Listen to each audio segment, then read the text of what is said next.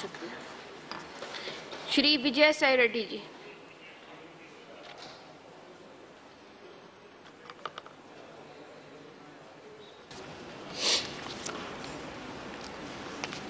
Thank you, ma'am. Thank you, Vice Chairman, madam. Vice Chairperson, madam. Sorry. See, this bill has got various positive issues which need not be highlighted. However, I'll highlight the concerns so that the Finance Minister, Honorable Finance Minister, can address those concerns, and I'll also make some suggestions if warranted. I bring the kind attention of the Honorable Finance Minister. This bill disentitles the companies in which the offender holds majority stake or holds key managerial post in the company. Ma'am, the effect of this, the Honorable Minister is aware that the person is considered to be holding substantial interest in the other company if at all he holds 20% in the 20% of shareholding in the other company. A person who holds majority stake, in the sense, there could be two scenarios.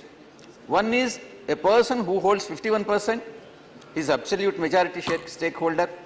A person who holds even 27%, and all other shareholders will not hold more than 26%, not together, individually.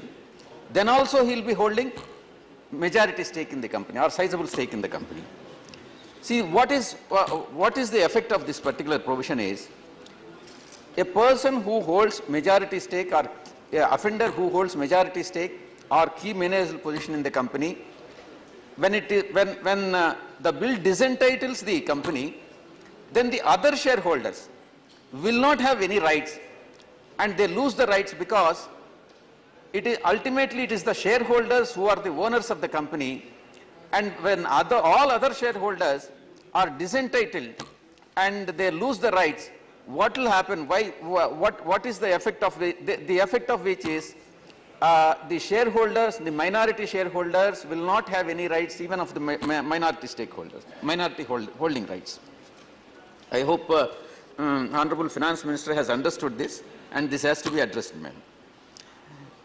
The prohibition, such a prohibition might affect the interest of other stakeholders and can disrupt the normal functioning of the entity. That is the effect of this.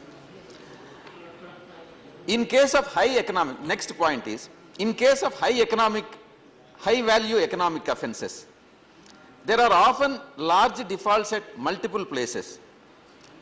There could be some cases in Calcutta, there could be some cases in Chennai, there could be some cases in Hyderabad.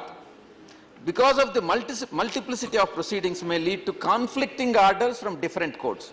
So, the Honorable Finance Minister has to ensure that all the proceedings, wherever they are, in different places, have to come together and to be tried at one place. Honorable Finance Minister, while introducing the bill, has stated that the bill when enacted will be applicable only for the offences whose value is more than 100 crores. What will happen, ma'am? Suppose if Hyderabad, there is a case pending and whose crime proceeds are to the extent of say 99 crores. And in Chennai, there is another case whose crime proceeds are valued at say 98 crores. And in Calcutta, there is another case involving the same offender whose crime proceeds are say 90 crores. Put together maybe 290 crores. Whereas this bill is not made applicable to those offenders where the transaction, single transaction of crime proceeds is less than 2 crores, less than 100 crores. One more point. That's why I am only addressing the concerns, not the other things.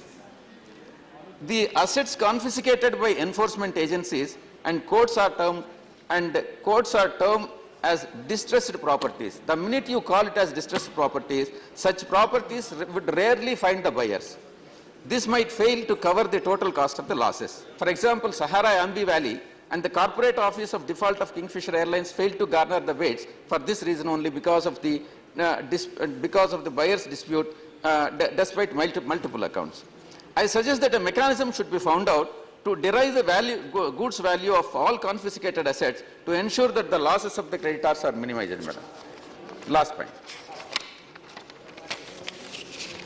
The economic offender may have assets spread across the world through web of holding companies, registered in various tax havens. I suggest that the government needs to have stringent provisions to be able to lift the corporate wheel. I am emphasizing, ma'am. Honorable Finance Minister understands this, lifting of corporate wheel in such circumstances. And finally, the last point is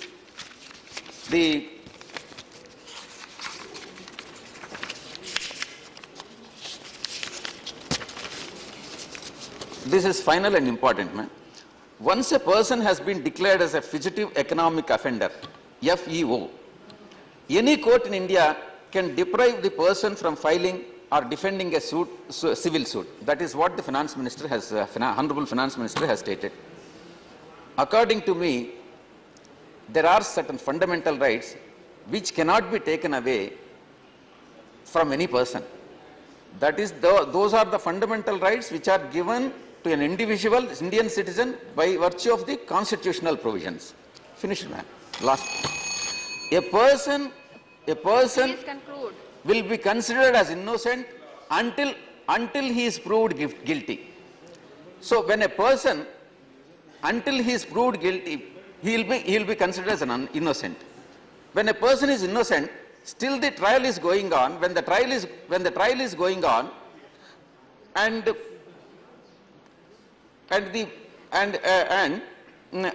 if the person is deprived of filing a civil suit, it will be contravening the Article 14 of the fundamental rights of the Constitution, enshrined in the Constitution. Thank you very much. Mahant Shambhu Prasad Ji, Tundia.